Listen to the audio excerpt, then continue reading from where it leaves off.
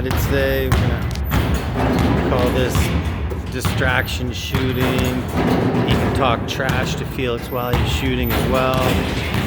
Felix doesn't even pay attention to him.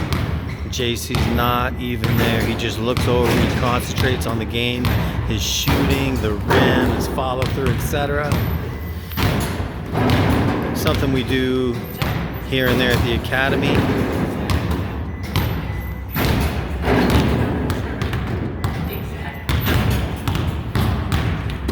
JC's doing his best to talk as much trash, be as much as a distraction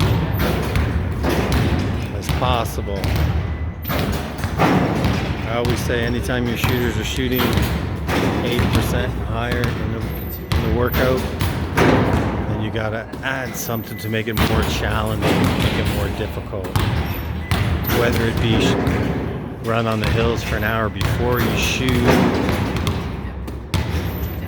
you name it, anything to make it more challenging. It'll improve them too.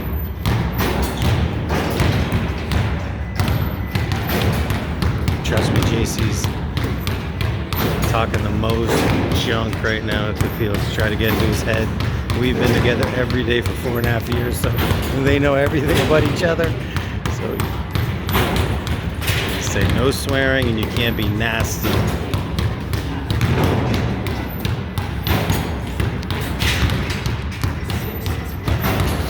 We do this once in a while. We also do physical once in a while where, we'll have a pad or a padded stick or a stability ball, anything to try to distract the shooter. We normally have our defensive mannequins, but because of COVID and especially because of, we call it double COVID, we haven't been able to move a lot of our equipment from gym to gym. We get this gym one day, another gym another day, so it's hard to move, but we normally have defensive mannequins in front and on the side, and sometimes behind the shooter as well. Anything to distract the shooter, I'm all for. And trust me, if you saw my players shoot in a game, they can have people right in their mugs, and they do. They have people right in their mugs almost every single shot.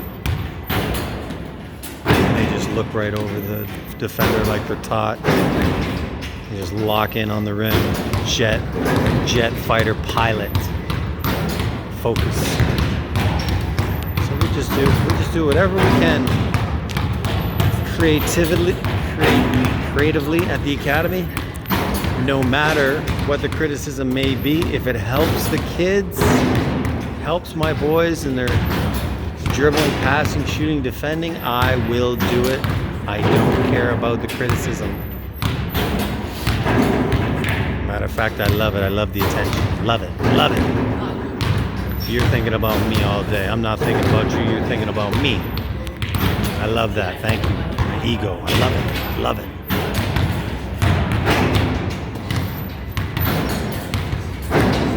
So I just saw a smile from Felix. That's not good. JC must have told a good joke, but Felix can't hear him at all. Just supposed to be just super focused on the rim. A couple coaches, NCAA coaches and high school coaches asked me about this mat. This is a tile floor, and to me, it's very, very dangerous for the lower body to be practicing as much as we practice on the tile floor, like running and jumping. So we bring in this little mat just to help the kids with their knees. But even we ice 2-3 times a day, especially after a workout before we go to bed. But they will ice as soon as they're done this shooting workout. They will ice before they go home. And then an hour after they're home, they'll ice again. Before they go to bed, they'll ice bath the whole lower body. So that's what the pad is for. My basketball career ended because of my knee problems. So I know all the tricks in the trade, everything to do stretching and massage, etc. You name it. So we take every single precaution. As soon as my kids come to me, it's mandatory they ice after every single workout. And none of my players in 19 years have ever had knee problems. None of them. I remember one day my college coach saw me icing my knees. He didn't know how horrible my knees were at the time, right? And I didn't want to tell him, but he saw me icing my knees after practice. He said, "That's really, really smart." He said, if you ever not want to have knee problems, he said back in the day they used to ice before and after every practice. The best players in the world would ice before and after every practice. I believe in heat before and ice after, but so yeah, that's what the pad's for. It's just for safety. This is a tile floor, and trust me, this is the only gym in the city we can get right now. We have to take it and do the best that we can, but if not, we wouldn't be shooting or running at nothing on this floor. And if we do, it's double the ice treatment after.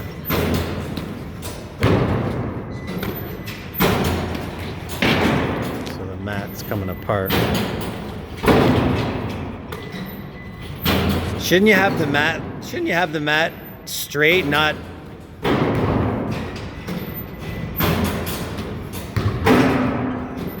maybe it probably pulls apart no matter what you do. As long as he's jumping off the mat and landing on the mat. Try to ask the kids after every workout and at night how the knee's feeling, and they have no complaints, so